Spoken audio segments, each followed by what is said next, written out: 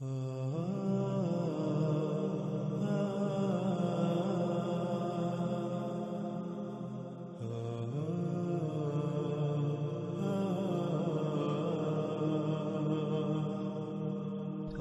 آگے رسول اللہ صلی اللہ علیہ وآلہ وسلم نے کہا اس میں کچھ شک نہیں، اللہ جو ان سب سے اوپر ہے اس یوم یعنی اس مدت میں اس کے ساتھ اس سے مومنین کی حفاظت کرے گا جس کے ساتھ ملائکہ کی حفاظت کرتا ہے تسبیح سے، یعنی صرف وہی لوگ اس مدت میں دجال کے فتنے سے بچیں گے جن کا کردار ملائکہ کا سا ہوگا۔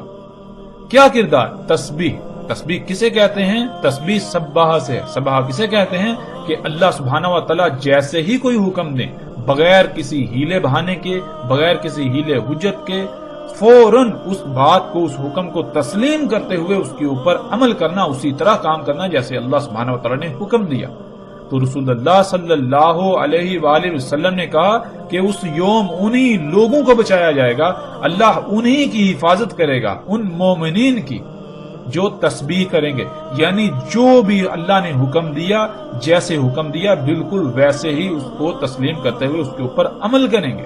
ان کا کھانا وہی ہوگا جس کا اللہ نے حکم دیا، ان کا پینا وہی ہوگا جس کا اللہ نے حکم دیا، یعنی کہ جو اللہ نے ہدایات دی ان کو دل سے تسلیم کرتے ہوئے جب ان کے اوپر عمل کریں گے تو ظاہراً انہیں بہت بڑی آزمائش کا سامنا کرنا پڑے گا، بڑی بڑی مشکلات کا، تکلیفات کا سامنا کرنا پڑے گا، لیکن اس کے علاوہ کسی کے پاس اور کوئی فلاح کا رستہ نہیں ہوگا۔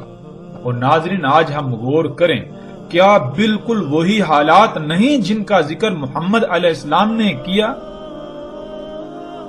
کیا آج بالکل وہی سب نہیں ہو رہا؟ آج بالکل وہی حالات نہیں ہیں؟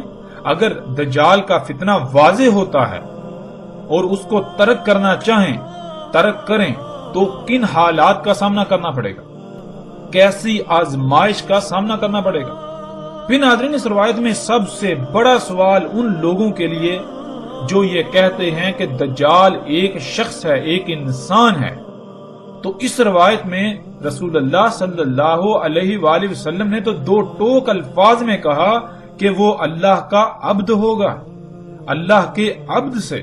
اب عبد کسے کہتے ہیں؟ اب کہتے ہیں غلام کو، اللہ کا غلام۔ تو کیا دجال جو ہے وہ اللہ کا عبد ہوگا، اللہ کا غلام ہوگا؟ اس کا مطلب یہ کہ دجال تو پھر جنت میں جائے گا۔ کیوں؟ کیونکہ اللہ کا وعدہ ہے کہ اللہ اپنے عباد کو جنت میں داخل کرے گا، اللہ اپنے عباد کے اوپر عذاب نہیں لاتا، اللہ اپنے عباد جو ہیں، جو اللہ کے غلام ہیں، ان کو عذاب نہیں دیتا۔ اگر دجال ایک انسان ہے، ایک شخص ہے، تو پھر اس لحاظ سے تو وہ اللہ کا عبد اور وہ جنت میں جائے گا۔ اب یہ کیسے ممکن ہے؟ کیا کبھی ان پہلوؤں پر، ان باتوں پر کسی نے غور کیا؟ بہرحال جیسے جیسے ناظرین ہم آگے بڑھیں گے، ہر بات، ہر پہلو سے، ہر لحاظ سے، ہر طرح سے کھل کر سامنے آ جائے گی، کسی قسم کا کوئی شک و شبہ نہیں رہے گا۔ اور جتنے بھی سوالات ہیں جو آپ کے ذہن میں پیدا ہو رہے ہیں، جتنے بھی سوالات ہیں، ایک ایک سوال کا ہر لحاظ سے کھول کھول کر جواب دیا جائے گا۔ اللہ کے فضل سے ہم کسی بھی سوال کو نہ گول کریں گے، نہ نظر انداز کریں گے، اور نہ ہی ایسا ہوگا کہ ہم ان سوالات کے جوابات ایسے دیں جیسے کہ ہم اپنی طرف سے بناوٹی جوابات دے رہے ہیں۔ نہیں، بالکل نہیں۔ ہم اللہ کے فضل سے ہر ایک کے ہر سوال کا مکمل ہر لحاظ سے کھول کھول کر جواب دیں گے، ہر پہلو کو، ہر بات کو کھول کھول کر سامنے رکھیں گے۔ رسول اللہ صلی اللہ علیہ وآلہ وسلم نے کہا دجال کے ساتھ چمٹے رہنے کے لیے اقوام یعنی دنیا کے لوگ کہیں گے ہم اس کے ساتھ اس لیے ہیں کہ ہم یہ جان لیں کہ وہ کافر ہے اور اس وجہ سے ہم اس کے ساتھ ہیں، ہم کھاتے ہیں اس کا کھانا اور اس کے درختوں سے چرتے ہیں، پس جب اللہ کا غضب نازل ہوگا تو ان سب پر نازل ہوگا۔ ناظرین آج ہم خود اس کا مشاہدہ کرتے ہیں کہ جس پر بھی دجال کی حقیقت آشکار ہوتی ہے، جس کو بھی آگاہ کیا جاتا ہے کہ جو کچھ تم کھا رہے ہو، پی رہے ہو، جس معاشرے میں تم رہ رہے ہو، جس نظام کا ساتھ دے رہے ہو، ہوا کوئی بھی کام کرتے ہو، وہ دجال کی نصرت کا سبب بنتا ہے۔ یہ سب کا سب دجل ہے، یہ بات ماننا ان کی مجبوری ہوتی ہے کیونکہ حقیقت ہی یہی ہے، لیکن ماننے کے باوجود، حقیقت کو تسلیم کرنے کے باوجود اس نظام، اس طرز زندگی کو چھوڑنے پر یہ کہتے ہوئے تیار ہی نہیں ہوتے کہ ہم اس معاشرے میں رہتے ہوئے اس کے بارے میں مزید اچھی طرح تحقیق کر لیں، جس کے لیے ہمیں مجبوراً یہی سب کھانا پڑے گا، یہی نوکری کرنی پڑے گی، اور پھر یہ بھی بہانہ ہوتا ہے کہ جائیں تو جائیں کہاں، کھائیں تو کیا کھائیں، اس کے علاوہ اور کچھ ہے؟ اس کے علاوہ اور کچھ ہے بھی تو نہیں، اور یوں وہ اللہ کے غضب کا شکار ہوتے ہیں، اور ان قریب ایک بہت بڑا غضب جو اللہ کا نازل ہونے ہی والا ہے، ایسے لوگ بھی اس غضب کا شکار ہوں گے، اس عذاب کا شکار ہوں گے۔ رسول اللہ صلی اللہ علیہ وآلہ وسلم نے کہا، اس میں کچھ شک نہیں کہ وہ دجال آدم ہوگا۔ ناظرین، آدم کسے کہتے ہیں؟ آدم کے معنی زمین کے خون کے ہیں۔ زمین کے خون سے ہی اللہ سبحانہ وتعالی نے سب سے پہلے بشر کو خلق کیا، اسی وجہ سے پہلے بشر کا اسم آدم تھا۔ قرآن میں اللہ سبحانہ وتعالی نے تین کا بھی ذکر کیا، لیکن تین زمین کے عناصر کو کہا جاتا ہے۔ جب زمین کے عناصر کو کیمیائی عوامل سے گزارا، جس کا قرآن میں ذکر ہے، من سلسال من حمائن مسنون، تو آدم وجود میں آیا، یعنی زمین کا خون جسے آج ہم خام تیل کا نام دیتے ہیں، وہ وجود میں آیا، اور اسے بھی اللہ سبحانہ وتعالی نے تین کا، اور اسی سے اللہ سبحانہ وتعالی نے بشر آدم کو خلق کیا، اور تمام بنی آدم کو بھی اسی سے خلق کیا۔ اس لیے تمام انسانوں کو بنی آدم کہا جاتا ہے کہ جس سے تمام انسان وجود میں آئے۔ تمام کے تمام انسان نہ صرف آدم بشر کی نسل ہیں، بلکہ زمین کے خون جو کہ آدم ہے سے وجود میں آتے ہیں، وجود میں آ رہے ہیں اور وجود میں آئے۔ مزید آسانی سے سمجھنے کے لیے اگر ہم اپنی ہی ذات میں غور و فکر کریں تو ہم پر واضح ہو جائے گا کہ اللہ سبحانہ وتعالی نے ہمیں زیر زمین موجود خام تیل سے خلق کیا، جیسے کہ پیچھے بھی تفصیل کے ساتھ یہ بات گزر چکی ہے، ان موضوعات پر پیچھے مفصل بات ہو چکی ہے۔ آپ غور کریں کہ انسانوں کو کس سے خلق کیا گیا، وہ کون سا مواد ہے، وہ کون سا میٹیریل ہے، وہ کہاں پر پڑا ہوا ہے جس سے اللہ نے آپ کو بنایا۔ آدم دم سے ہے۔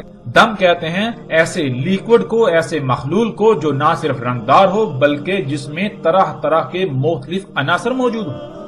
اور آدم کہتے ہیں زمین کے اندر موجود اس رنگدار مخلول کو جس کے اندر طرح طرح کے مختلف عناصر موجود ہوتے ہیں، اور آج ہم اسے خام تیل کہتے ہیں۔ اسی سے اللہ سبحانہ وتعالی نے پہلے بشر کو خلق کیا تھا، اسی وجہ سے پہلے بشر کو آدم کہا گیا، اور اسی سے تمام کے تمام انسانوں کو خلق کیا گیا، جتنے بھی بشر ہیں ان کو خلق کیا گیا۔ اس لیے سب کے سب کو بنی آدم، یعنی بنی کہتے ہیں جس سے بنایا گیا، اور آدم کہتے ہیں زمین کے خون۔ تمام کے تمام جو بشر ہیں یہ آدم یعنی زمین کے خون سے ہی بنائے جا رہے ہیں۔ اب جہاں سے بھی غور کریں بات وہی سامنے آئے گی، زمین کے خون سے ہی سب سے پہلا بشر وجود میں آیا، اور اسی سے آگے سلسلہ چلا، اور جتنے بشر بن رہے ہیں وہ اسی خون سے ہی بن رہے ہیں، سب سے پہلا بشر ہو یا آخری ہو، سب کے سب اسی سے ہی بن رہے ہیں۔ اب ناظرین، جب ہم اس روایت میں غور کریں اور دیکھیں، اس روایت میں رسول اللہ صلی اللہ علیہ وآلہ وسلم نے آدم کو دجال کہا کہ اس میں کچھ شک نہیں، بلا شک و شبہ وہ جو دجال ہوگا وہ کون ہوگا؟ وہ آدم ہوگا۔ تو ناظرین، کیا یہاں آدم سے مراد آدم علیہ السلام ہے؟ کیا آدم علیہ السلام دجال ہیں؟ کیا کبھی آپ نے غور کیا؟ آدم تو کہتے ہیں زمین کے خون کو، جیسے عربی میں دم کہتے ہیں خون کو، دم کہتے ہیں وہ رنگدار مخلول جس کے اندر طرح طرح کے عناصر پائے جاتے ہیں، اور آدم کہتے ہیں زمین کے خون کو، زمین کے اندر موجود جو زمین کا خون ہے، جو زمین کی رگوں میں دوڑتا ہے، جس سے زمین اپنی نباتات نکالتی ہے۔ رسول اللہ صلی اللہ علیہ وآلہ وسلم نے کہا اس میں کچھ شک نہیں کہ آئے گا دجال نہر کو امر کرے گا کہ بہہ پڑ، پس وہ بہہ پڑے گی، پھر اسے حکم دے گا کہ پلٹ، پس وہ پلٹے گی، یعنی امر کرے گا کہ بہنا رک جا، پس وہ بہنا رک جائے گی، پھر اسے حکم دے گا یعنی امر کرے گا کہ خشک ہو جا، وہ خشک ہو جائے گی۔ ناظرین، آج یہ تمام کے تمام مناظر ہم اپنی آنکھوں سے دیکھ رہے ہیں۔ کہ ڈیم بنا کر جب چاہے نہروں کو جاری کیا جاتا ہے اور جب چاہے پانی روک کر ان کا بہنا بند کر دیا جاتا ہے، اور چاہے تو یہاں تک کہ وہ خشک ہو جائیں مگر پانی نہ چھوڑا جائے۔ تو ایسا ہی ہوتا ہے اور نہریں خشک پڑی رہتی ہیں۔ اور یہ سب کا سب کیسے ممکن ہوا؟ یہ سب کا سب آج اسی ٹیکنالوجی، انہی ایجادات سے ممکن ہوا۔ جن ڈیموں کو انسان اپنے لیے مسیحا یعنی فائدے مند سمجھتے ہیں کہ ان سے نہری نظام چلتا ہے اور بجلی وغیرہ پیدا ہوتی ہے، جو کہ آج دنیاوی زندگی میں ایک ستون کی حیثیت رکھتی ہے، بنیادی ستون، اور پھر انہی ڈیموں کی وجہ سے سیلابوں سے محفوظ رہتے ہیں، لیکن یہ سوائے دجل یعنی دھوکے کے کچھ بھی نہیں۔ یہ بہت بڑا دجل ہے اور اکثریت اس دجل کا شکار ہے۔ ناظرین، کبھی ہم نے اس بات میں غور کیا کہ جب ڈیم نہیں تھے تب دنیا میں کتنے سیلاب آتے تھے، اور آج سیلابوں کی تعداد اور ان سے ہونے والی تباہی کتنی ہے؟ آج ڈیم ہونے کے باوجود جب ڈیم نہیں تھے تو ان کے مقابلے میں، اس وقت کے مقابلے میں کئی گنا زیادہ اور کئی گنا بڑے بڑے تباہ کن سیلاب آتے ہیں اور انتہائی وسیع پیمانے پر تباہی پھیلاتے ہیں، انسانوں کو نقصانات کا سامنا کرنا پڑتا ہے۔ تو کیا یہ ڈیم مسیحا ہے، یہ محض دجل؟ آج ہم ڈیم بنا کر یہ سمجھتے ہیں کہ ہم نے نہری نظام بنا لیا اور یوں بہت سی زمین کاشتکاری کے قابل ہوگی، لیکن کبھی ہم نے یہ سوچا یہی پانی روک کر ہم نے زیر زمین نہ صرف پانی کی سطح کو کم کر دیا بلکہ پوری دنیا کی زمین کو بنجر کر دیا؟ کیا یہ دجل نہیں؟ جن ڈیموں کو انسان اپنے لیے مسیحا سمجھتے ہیں ان سے نہری نظام کے ذریعے اچھی فصل ہوتی ہے، لیکن وہی ان سے لاکھوں نہیں کروڑوں گنا زیادہ فصل تباہ و برباد ہو جاتی ہے، کیونکہ انہی ڈیموں کی وجہ سے زیر زمین پانی کی سطح انتہائی کم ہو کر زمین پھر فصلیں پیدا کرنے کے قابل ہی نہیں رہتی اور نہیں رہی۔ پھر کھادوں کے ذریعے ایسی فصلیں اگائی جاتی ہیں جو دیکھنے میں بہت بڑی لگتی ہیں لیکن حقیقت میں وہ لا تعداد بیماریوں کا منبع ہوتی ہیں۔ کیا یہ دجل نہیں؟ کبھی آپ نے سوچا ڈیموں کے ذریعے پانی روکنے سے زمین پر اللہ کی کتنی ہی مخلوقات ہیں جو پانی نہ ملنے سے تڑپ تڑپ کر موت کا شکار ہو جاتی ہیں اور دڑا دڑ موت کا شکار ہو رہی ہیں؟ کیا کبھی یہ سوچا؟ کیا کبھی اس پہلو پر غور کیا؟ ان مخلوقات کا آپ کے ساتھ اور باقی کائنات کے نظام کے ساتھ کیا تعلق ہے؟ ان کی ہلاکت سے کائنات میں کیا فساد ہوگا؟ کیا ہلاکتیں آئیں گی؟ کن تکالیف سے باقی مخلوقات کو سامنا کرنا پڑے گا؟ کیا ان باتوں میں کبھی کسی نے غور کیا؟ کیا کبھی آپ نے یہ سوچا کہ یہ زمین جو کہ ایک مشین کی مانند ہے اور اس کی تمام مخلوقات پرزوں کی مانند ہیں، اور جب ہم اس مشین کے لا تعداد پرزوں کو ناکارہ بنا دیں گے تو اس زمین کا حال کیا ہوگا؟ کیا کبھی کسی نے یہ سوچا؟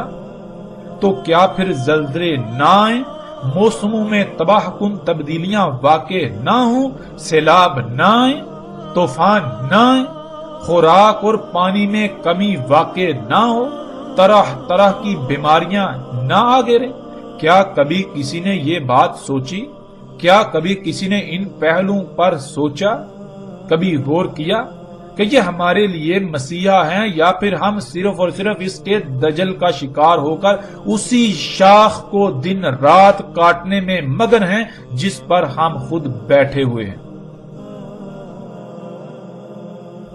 رسول اللہ صلی اللہ علیہ وآلہ وسلم نے کہا، نکلے گا دجال کوسی سے، اس کو جانا جاتا تھا تم سے پہلے، کہا جائے گا اسے کوسی، کثیرۃ الصباح۔ جواب ملا ہاں، کہا وہیں سے دجال نکلے گا۔ صباح ناظرین کہتے ہیں کھادیں، نباتات اگانے والے اجزاء و عناصر، کیمیکلز وغیرہ، یعنی وہ عناصر، وہ اجزاء جو زمین کو اگانے پر مجبور کرتے ہیں۔ یعنی زمین پر ہم سے پہلے جو قومیں آباد تھیں اور اپنے ہی کرتوتوں کے سبب ہلاک ہوئیں، وہ اس زمین کو کوسی کہتے تھے جس میں کھادیں ڈالی جاتی تھی اور ایسے کیمیکلز، ایسے اجزاء یا ایسے عناصر وغیرہ ڈالے جاتے تھے جن سے فصلیں اگائی جاتی تھی۔ کھادوں کے ڈالنے سے جو فصل اگتی تھی وہ دجال تھا، یعنی ایسی فصل محض دھوکہ ہے۔ کھادوں سے اگائی جانے والی فصلیں دیکھنے میں، نظر آنے میں تو بہت زبردست لگتی ہیں، فصلیں دیکھنے میں اچھی اور بہت زیادہ ہوتی ہیں، لیکن حقیقت یہ ہوتی ہے کہ اس فصل کا ظاہری پہلو تو بھلا ہوتا ہے لیکن اس کا باطن بیماریوں سے بھرا ہوتا ہے۔ یہی تو دجل ہے کہ ایک رخ جو سامنے والا ہے وہ تو بہت زبردست ہے، لیکن جو دوسرا پوشیدہ رخ ہے وہ عیبدار، نامکمل اور نقائص سے بھرا پڑا ہے۔ ایسی فصل کا استعمال کرنے والے برکت سے محروم اور طرح طرح کی بیماریوں، خامی اور نقائص کا شکار ہوں گے۔ ایسی فصلوں کو کھانے سے لا تعداد مخلوقات اموات کا شکار ہوں گی، ہلاکتوں کا شکار ہوں گی، ان کو نقصانات کا سامنا کرنا پڑے گا، دنیا میں فساد عظیم ہوگا۔ رسول اللہ صلی اللہ علیہ وآلہ وسلم نے کہا، نکلے گا دجال حمار پر، رجسن علی رجس۔ سب سے پہلے دجال کے حمار کو سمجھ لیجئے، اور اسے سمجھنے سے پہلے اللہ کے حمار یعنی گدھے کو سمجھنا ہوگا۔ اللہ سبحانہ وتعالی کا حمار، گدھا، وہ ہے جو اللہ سبحانہ وتعالی نے خلق کیا اور اسے انسان کے لیے خلق کیا تاکہ انسان اس پر سواری کرے اور اپنے سامان کو منتقل کرنے میں آسانی ہو، تجارتی مقاصد کے لیے بھی، مال کی منتقلی کے لیے بھی، مشقت کے لیے بھی استعمال کیا جائے۔ یہ ہے اللہ کا حمار یعنی اللہ کا گدھا۔ اب آتے ہیں دجال کے حمار یعنی دجال کے گدھے کی طرف۔ جب بھی دجال کے حمار کا ذکر ہوتا ہے تو فوراً ذہن میں یہ آتا ہے کہ جیسے کوئی مخصوص شخص ہوتا ہے، مثلا اس کا نام عمران ہے تو اس نے ایک گدھا خریدا جو عمران کا گدھا کہلائے گا، حالانکہ اس کے علاوہ لاکھوں کروڑوں گدھے دنیا میں موجود ہیں، لیکن صرف وہ ایک ہی گدھا عمران کا کہلائے گا۔ بالکل دجال کے بارے میں یہی نظریہ قائم ہے جو کہ انتہائی جاہلانہ اور گمراہ کن ہے۔ ہمیں کبھی بھی یہ بات نہیں بھولنی چاہیے کہ دجال رب بنے گا، یعنی دجال اللہ کے مقابلے پر ایسی ذات ہوگی جو وہ سب کام کرے گی جو اللہ سبحانہ وتعالی کے کرنے والے ہیں، اور وہ ذات اللہ کے مقابلے پر وہ سب کام کرے گی۔ دجال کے حمار یعنی گدھے کا مطلب یہ ہے کہ جس مقصد کے لیے انسان دجال کے نکلنے سے پہلے اپنے اصل رب اللہ سبحانہ وتعالی کا خلق کیا ہوا حمار یعنی گدھا استعمال کرتے تھے، دجال اسی مقصد کے لیے اللہ سبحانہ وتعالی کے خلق کیے ہوئے اس ذریعے یعنی گدھے سے احسن ذریعہ یعنی گدھا خلق کرے گا، اور جو لوگ اللہ کے گدھے کی بجائے دجال کے خلق کیے ہوئے گدھے کو استعمال کریں گے وہی ان کا دجال کو اپنا رب تسلیم کرنا ہوگا، کیونکہ رب وہی ذات ہوتی ہے جس پر کسی بھی معاملے میں توکل کیا جائے، یعنی کوئی بھی ضرورت پیش آئے تو جس کی خلق کردہ شے کو استعمال کر کے اپنی ضرورت کو پورا کیا جائے وہی رب کہلاتا ہے۔ یہاں تک ہمارے لیے نہ صرف دجال کا حمار واضح ہو گیا بلکہ دجال کے بارے میں مزید واضح ہو گیا کہ دجال کسی مخصوص شخصیت کا نام نہیں بلکہ دجال ایسی ہی کسی ذات کا نام ہے جیسے اللہ سبحانہ وتعالی کی ذات ہے۔ جو کام اللہ سبحانہ وتعالی کرتے ہیں وہی کام جو بھی اللہ کے مقابلے پر کرے گا وہ ذات دجال کہلائے گی، اور آج وہ سب کچھ اللہ کے مقابلے پر ہو رہا ہے جو آج سے پہلے صرف اللہ سبحانہ وتعالی ہی کرتا تھا، اور آج یہ سب کچھ صرف اور صرف ٹیکنالوجی سے ہی ممکن ہوا، انہی مشینوں انہی ایجادات سے ممکن ہوا، اور یہی سب دجال ہے، یعنی یہی ایجادات ہیں، یہی مشینیں ہیں، یہی ٹیکنالوجی ہی ہے کہ انسان ہر معاملے میں اللہ کی بجائے اسی پر توکل کرتا ہے، یعنی اللہ کی بجائے اسے اپنا رب بنائے ہوئے ہے۔ ناظرین، آپ آتے ہیں روایت کی طرف۔ رجس کہتے ہیں اسے جو انسان کو کسی بھی معاملے میں اللہ کی بجائے اپنے اوپر توکل کرنے پر مائل کرے یا مجبور کر دے۔ مثلا ناظرین، آج جو گاڑیاں موجود ہیں، جب یہ گاڑیاں موجود نہیں تھی تو انسان کے لیے سواری کے ذرائع صرف گدھے، گھوڑے، خچر اور اونٹ وغیرہ تھے۔ جب بھی انسان کو سفر کی ضرورت پیش آتی تو فوراً انسان کے ذہن میں یہی ذرائع آتے اور انہی پر انحصار کرتا، لیکن آج گدھے، گھوڑے، خچر اور اونٹوں کی موجودگی کے باوجود جب بھی انسان کو سفر کی ضرورت پیش آتی ہے تو فوراً جس کے بارے میں ذہن میں آتا ہے وہ گاڑیاں ہیں، اور گاڑیوں کی موجودگی میں انسان کے بالکل بھی ذہن میں گدھے، گھوڑے، اونٹ وغیرہ کا خیال نہیں آتا۔ اس کی جو وجہ بنی اسے عربی میں رجس کہتے ہیں۔ جب بھی سفر کی ضرورت پیش آئی تو فوراً گاڑی کا خیال آیا، اسی پر انحصار کیا، اسی پر توکل کیا، باوجود اس کے کہ گدھے، گھوڑے، خچر اور اونٹ وغیرہ موجود ہیں۔ آج انسان چاہ کر بھی گدھے، گھوڑے، اونٹ وغیرہ پر سفر نہیں کرتا جہاں بھی یہ گاڑیاں موجود ہیں۔ ان میں کشش ہی ایسی ہے کہ وہ انسان کو اپنی طرف مائل کر لیتی ہیں، بالکل مجبور کر دیتی ہیں۔ یہی وہ شے ہے جسے عربی میں رجس کہا جاتا ہے۔ رسول اللہ صلی اللہ علیہ وآلہ وسلم نے کہا، نکلے گا دجال حمار پر، دجال حمار پر نکلے گا، یعنی گدھے پر نکلے گا۔ مطلب یہ کہ دجال کی ابتدا گدھے سے ہوگی، یعنی اللہ کے مقابلے پر جو شے سب سے پہلے خلق ہوگی اور وہ دجال اکبر ہوگا، وہ سواری کا ذریعہ ہوگی۔ ایسا سواری کا ذریعہ جو رجس پر رجس ہوگا، یعنی اس کی موجودگی میں اللہ کے سواری کے ذرائع بے وقت ہو جائیں گے، لوگ اس کی طرف نہ چاہ کر بھی کھینچے چلے جائیں گے۔ دجال ہوگا رجس پر رجس، یعنی دجال کی موجودگی میں انسان اسے اپنے رب بنانے پر، یعنی اس کی خلق کردہ اشیاء سے ضروریات پوری کرنے پر مجبور ہوں گے، یا اپنے لیے صرف انہی میں فائدہ دیکھیں گے اور یوں استعمال کریں گے۔ اب آتے ہیں دجال کا حمار ہوگا کیا، کیسا ہوگا، اس کی پہچان کیا ہے، اس سمیت تمام کے تمام سوالات کے جوابات کی طرف۔ رسول اللہ صلی اللہ علیہ وآلہ وسلم نے کہا، اس میں ہوں گی 3 علامات، یعنی جن سے دجال کو پہچانا جا سکے گا۔ وہ اول ہوگا، یعنی جو بھی کام کرے گا، جو بھی خلق کرے گا، جو بھی خلق ہوگی، وہ ضرور کسی نہ کسی لحاظ سے عیبدار، خامیوں نقائص والا ہوگا، خامیوں نقائص والی ہوگی۔ ایک پہلو سے مکمل، دوسرے پہلو سے یکسر نامکمل ہوگی۔ تمہارا رب اول نہیں ہے، یعنی جو شے بھی عیبدار ہو وہ تمہارے رب اللہ سبحانہ و تعالیٰ کی نہیں ہوگی، کیونکہ اللہ کے لیے ہے ہی حمد۔ اللہ سبحان ہے، اللہ جو کچھ بھی خلق کرتا ہے وہ عیوب سے، نقائص سے پاک ہوتی ہے۔ اللہ کچھ بھی عیبدار، نقائص والا، خامی والا خلق نہیں کرتا، اس لیے جو کچھ بھی عیبدار ہوگا وہ تمہارے رب کا نہیں ہوگا، اور نہیں مسخر کیے جائیں گے اس کے لیے دواب مگر حمار، یعنی اللہ سبحانہ تعالیٰ کا جو دابہ ہے وہ تمام کے تمام جاندار جو زمین پر رینگنے والے ہیں، اپنی ٹانگوں پر چلنے والے ہیں، یا اڑنے والے ہیں، یا پھر تیرنے والے ہیں، سب کو خلق کرنے کا الگ الگ مقصد ہے، جن میں سے کچھ ایسے ہیں جن کو اللہ سبحانہ و تعالیٰ نے سواری کے لیے خلق کیا، لیکن وہ تو محض چند ایک ہیں، اور جو ان کے علاوہ ہیں جن کی تعداد کا شمار ہی نہیں، ہر کسی کو الگ الگ مقصد کے لیے خلق کیا۔ اور دجال کے لیے دواب میں سے صرف حمار یعنی سواری کا ذریعہ مسخر کیا گیا، یعنی وہ جتنا بھی دابہ خلق کرے گا، اور دابہ کہتے ہیں حرکت کرنے والی مخلوقات کو، خواہ وہ رینگ کر حرکت کریں، چل کر کریں، اڑ کر کریں، یا پھر تیر کر کریں، وہ جتنا بھی دابہ خلق کرے گا اس کا مقصد سواری کرنا یا مشقت کرنا ہوگا، یعنی وہ مقصد ہوگا جس مقصد کے لیے اللہ سبحانہ و تعالیٰ نے گدھے کو خلق کیا۔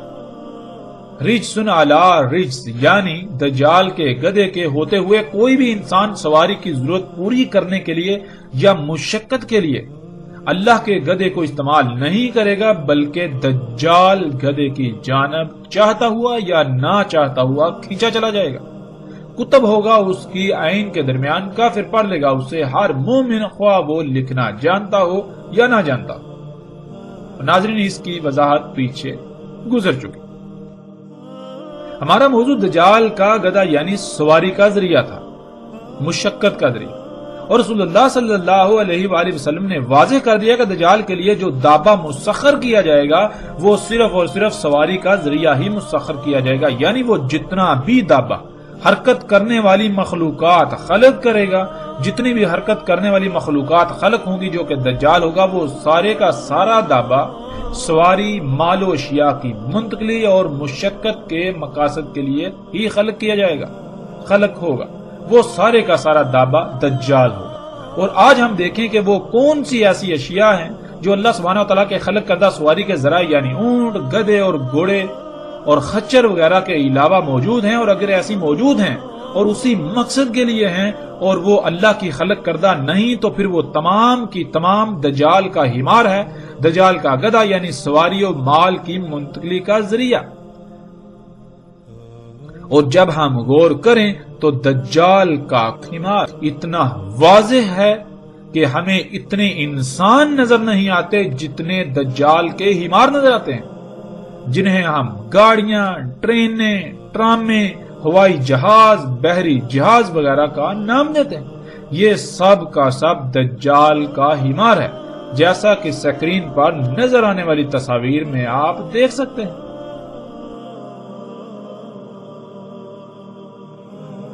رسول اللہ صلی اللہ علیہ وآلہ وسلم نے کہا، جان لو اس میں کچھ شک نہیں، دجال ہوگا۔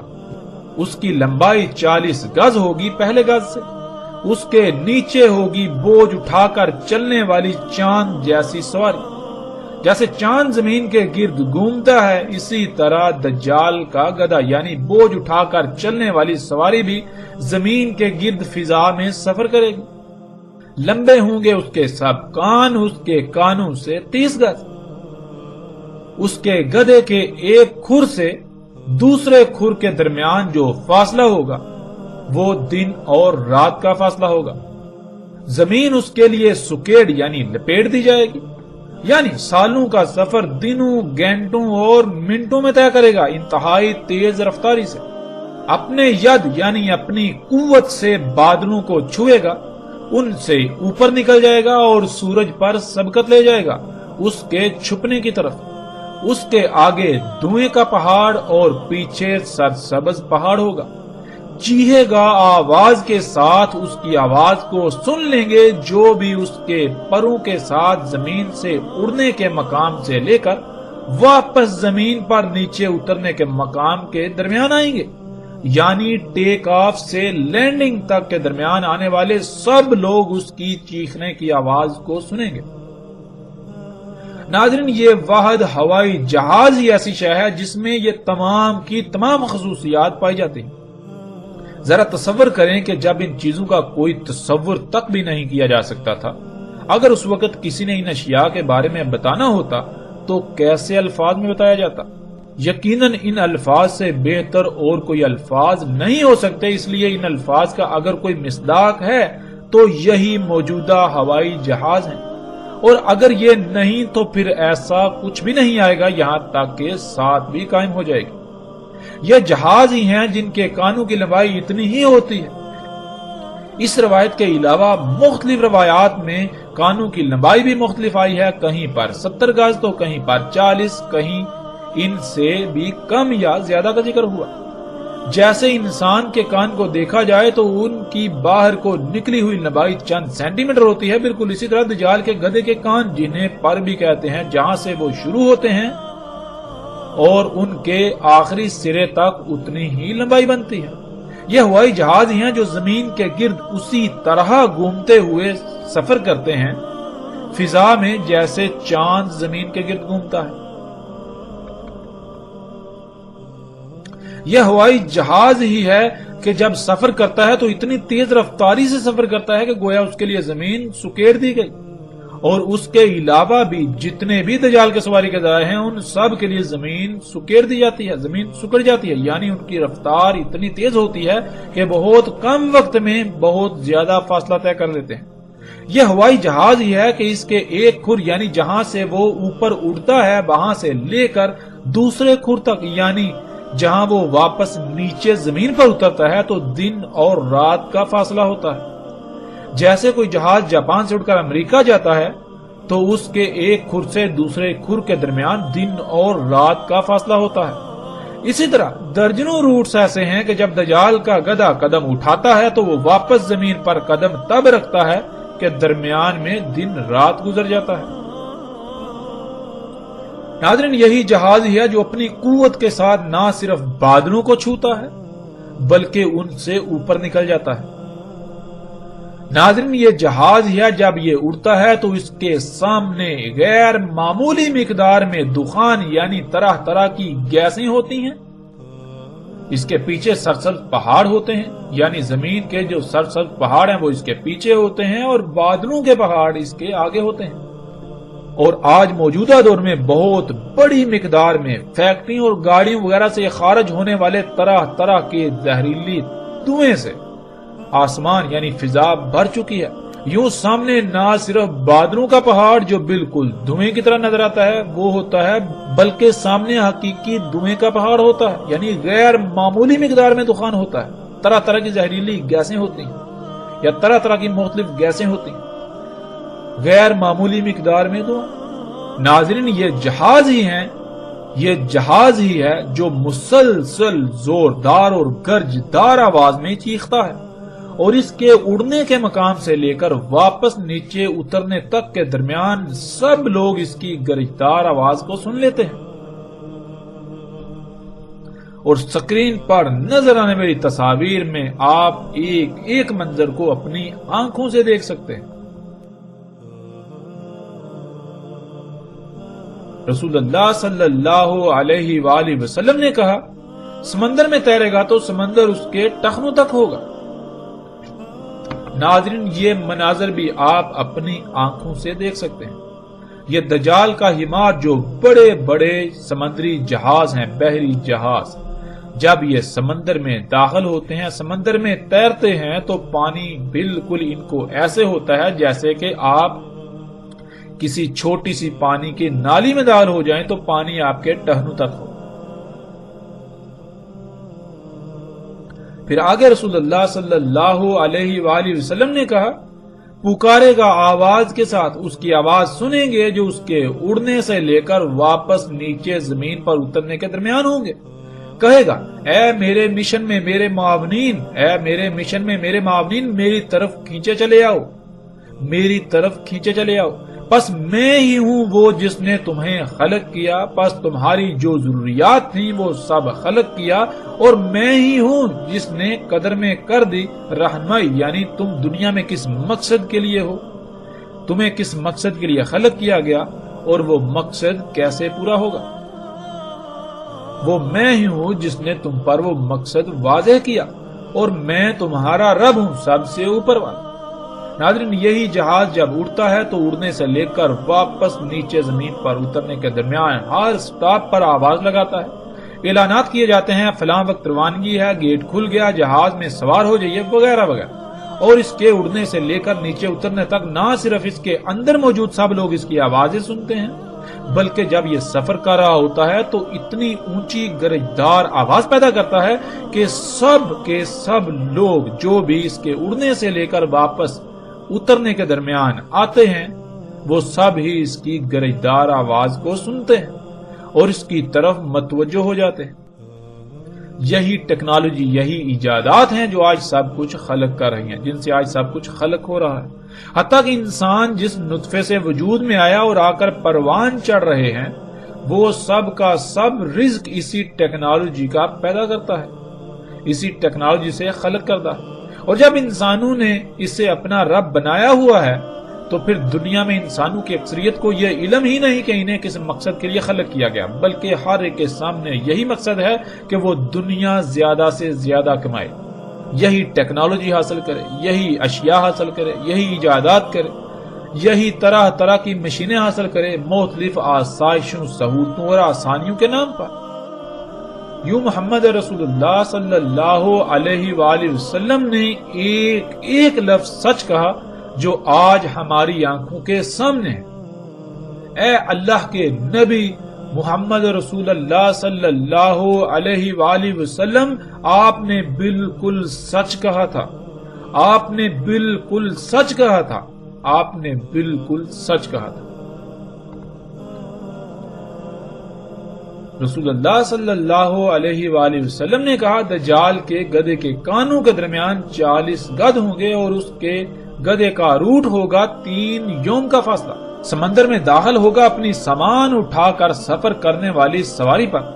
کہا بالکل ایسے ہی داخل ہوگا جیسے داخل ہوتے ہو تم اپنے گھوڑے پہ سوار ہو کر کھیتوں کو سیراب کرنے والی نہر میں۔ یعنی ناظرین، جیسے آپ کھیتوں کو سیراب کرنے والی کسی کھال میں، جو پانی کی کھال ہوتی ہے، نالی ہوتی ہے، اس میں داخل ہوں گھوڑے پر سوار ہوگا تو گھوڑے کو کتنا پانی ہوگا، بالکل اسی طرح دجال کا حمار یعنی دجال کا سواری کا ذریعہ جب دجال کو اٹھا کر انہی طرح طرح کی مخلوقات کو اپنے اوپر سوار کر کے سمندر میں سفر کرے گا، اس میں چلے گا، اس میں داخل ہوگا، تو سمندر کا پانی اس سے ایسے ہی ہوگا جیسے تم کھیتوں کو سیراب کرنے والی نہر یعنی کھال میں داخل ہوتے ہو گھوڑے پر سوار ہو کر۔ رسول اللہ صلی اللہ علیہ وآلہ وسلم نے کہا، جان لو اس میں کچھ شک نہیں، دجال کھانا کھائے گا اور مشروب پیے گا اور چلے گا اپنی ٹانگوں پر، اور اللہ اوپر ہے ان سب سے یعنی اللہ سبحانہ و تعالیٰ کی ذات ان حاجات سے بالاتر ہے۔ آج جتنی بھی ٹیکنالوجی ہے وہ تمام کی تام کھاتی ہیں، جسے ہم بجلی کا نام دیتے ہیں، خواہ وہ موسموں اور بادلوں میں چھیڑ چھاڑ کرنے والے آلات ہوں یا مختلف مصنوعات بنانے والی یعنی دجال کی جنت کی سہولیات اور نعمتیں خلق کرنے والی جتنی بھی مشینیں ہیں وہ تام کھا کر یا مشروب پی کر ہی چلتی ہیں۔ جیسے انسان اور ہر جانور کے طعام اور مشروب میں فرق ہے، سب ایک دوسرے سے مختلف کھاتے ہیں، درخت کاربن اور آکسیجن کھاتے ہیں، اسی طرح دجال یعنی ٹیکنالوجی جنہیں ہم مشینوں کا نام دیتے ہیں اس کا طعام بجلی ہے اور مشروب زمین کا خون ہے، یعنی زمین سے نکالا جانے والا خام تیل جس سے درجنوں اقسام کے تیل اخذ کیے جاتے ہیں۔ ٹیکنالوجی ان حاجات کی محتاج ہے، لیکن اللہ سبحانہ و تعالیٰ ایسی تمام حاجات سے پاک ہے۔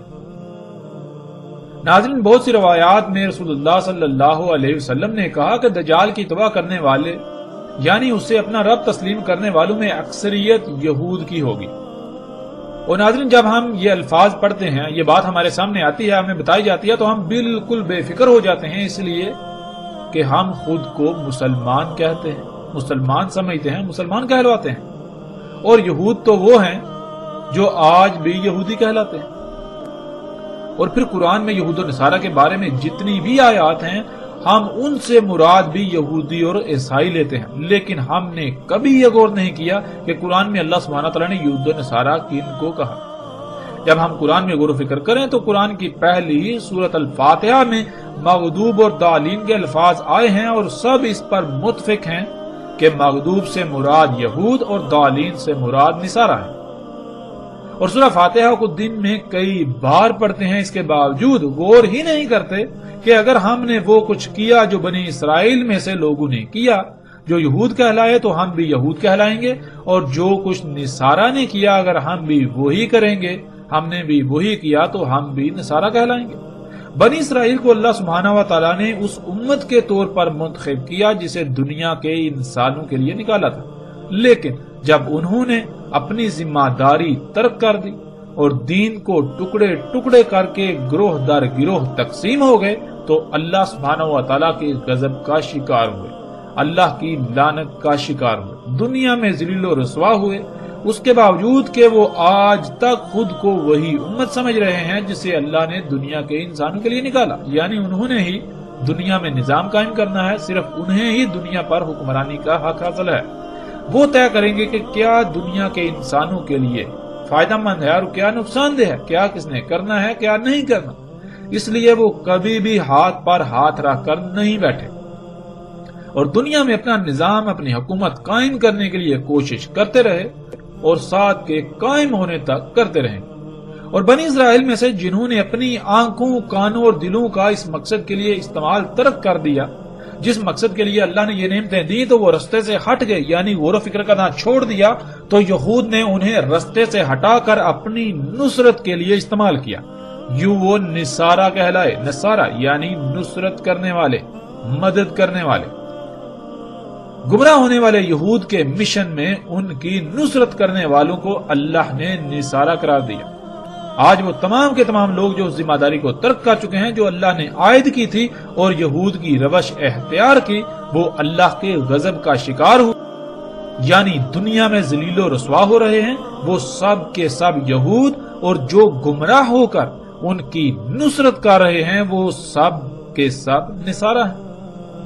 آج کے یہود کی بالکل آسان پہچان یہ ہے کہ جو لوگ بنی اسرائیل میں سے جن پر اللہ نے غضب کیا ان کی روش اختیار کیے ہوئے ہیں اور اس کے باوجود وہ خود کو امت محمد قرار دیتے ہیں، وہ یہود اور جو گمراہی کا شکار ہیں، یوں وہ ان کی نصرت کر رہے ہیں یا نصرت کا سبب بن رہے ہیں، وہ سب کے سب نصارہ ہیں۔ رسول اللہ صلی اللہ علیہ وآلہ وسلم نے کہا، لوگ بھاگ جائیں گے دجال سے پہاڑوں میں۔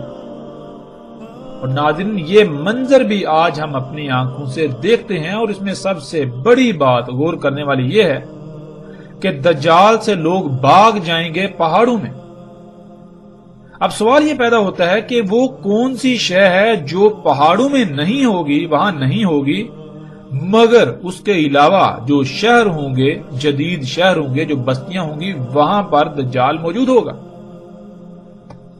یعنی دجال شہروں میں موجود ہوگا، پہاڑوں میں نہیں ہوگا۔ ناظرین، آج آپ غور و فکر کریں، یہ بات بالکل واضح ہو جاتی ہے کہ اگر دجال کوئی شخص ہوگا تو کیا وہ پہاڑوں میں نہیں جا سکتا؟ لوگ بھاگ کر پہاڑوں میں ہی کیوں جائیں گے؟ جب غور و فکر کریں تو بالکل واضح ہو جاتا ہے کہ یہی ایجادات، یہی اشیاء، یہی مشینیں، یہ معاشرے، یہ سوسائٹی جو ہے، یہ جدیدیت جو ہے، یہ جدت، یہ معاشرے چکا چوند جو طرح طرح کی ایجادات سے، اشیاء سے، سہولتوں، آسائشوں کے نام پر بڑے بڑے ہیں، دنیا میں جنت کا منظر پیش کر رہے ہیں۔ جن لوگوں پر یہ حقیقت واضح ہوتی ہے کہ یہ تو دجل ہے، یہ تو دجال ہے، یہ تو دھوکہ ہے، تو وہ یہاں سے جب نکلتے ہیں تو کہاں جاتے ہیں؟ پہاڑوں میں۔ اور پہاڑوں میں کیا ہے؟ جب آپ پہاڑوں میں رہنے والوں کی زندگیوں کو دیکھیں تو ان کی زندگیاں دجال سے پاک ہیں، ان اشیاء سے پاک ہیں، وہ بہت بڑی حد تک فطرت کے قریب ہیں۔ رسول اللہ صلی اللہ علیہ وآلہ وسلم کے یہ الفاظ بھی بالکل واضح کر دیتے ہیں کہ دجال کیا ہوگا۔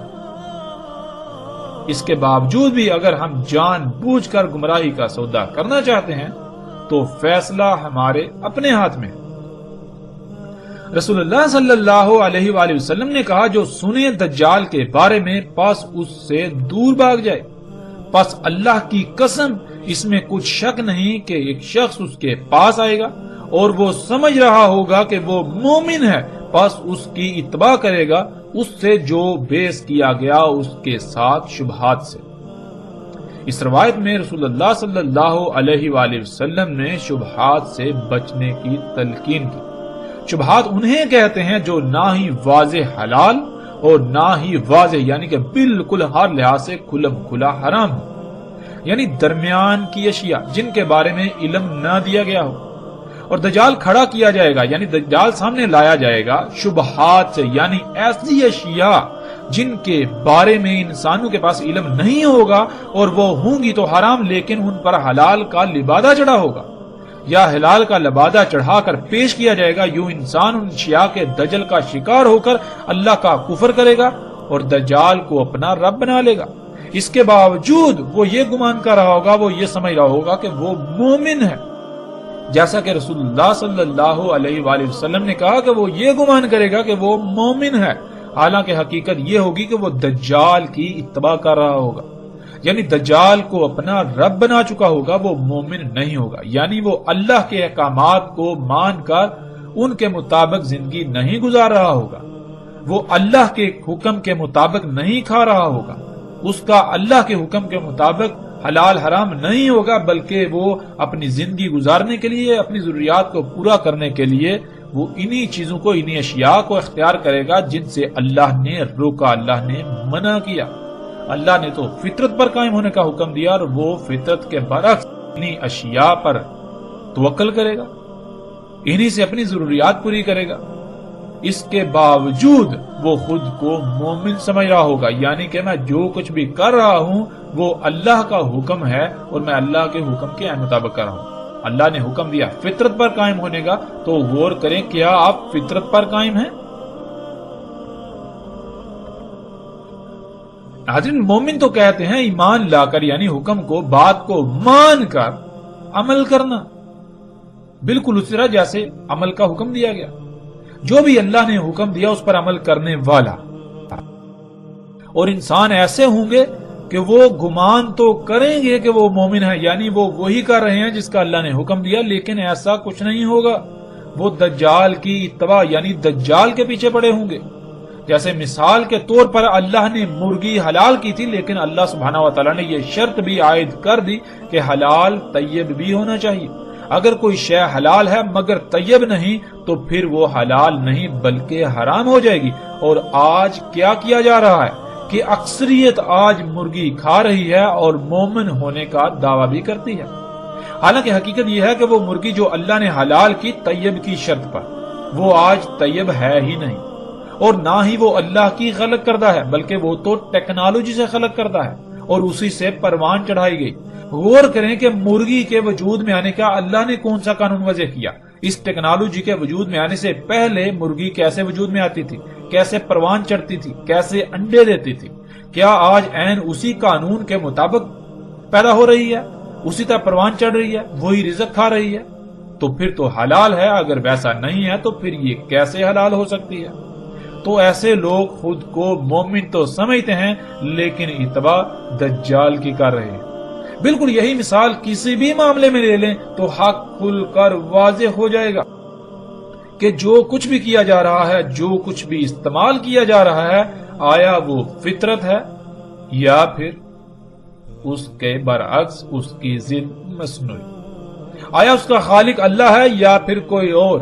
یا پھر اس کی تخلیق میں اللہ کے ساتھ اوروں کو بھی شریک کیا گیا؟ اللہ کی مخلوقات میں، اللہ کی تخلیقات میں چھیڑ چھاڑ کی گئی، ان میں مداخلت کی گئی، جیسا کہ آج سب کچھ کیا جا رہا ہے. اللہ کی ہر خلق میں مداخلت کی جا رہی ہے. جسے شرک اکبر کہا گیا وہ شرک کسی کو نظر آ ہی نہیں رہا، جسے فساد کہا گیا وہ کسی کو نظر آ ہی نہیں رہا. اور ان سب کی وجوہات کیا ہیں یا پھر اس کی سب سے بڑی وجہ کیا ہے؟ اب ناظرین آگے وہ وجہ سامنے آئے گی کہ ایسا کیوں ہوا، کیوں لوگوں نے، انسانوں کی اکثریت نے دجال کو اپنا رب بنا لیا، کیوں دنیا آج اس حالت کو پہنچی، کیوں دنیا کی آج ہر مخلوق فساد زدہ ہو چکی ہے، ہر شے عیب دار ہو چکی ہے. اس کی اصل اور بنیادی وجہ کیا ہے؟ آگے اس پر بات ہوگی.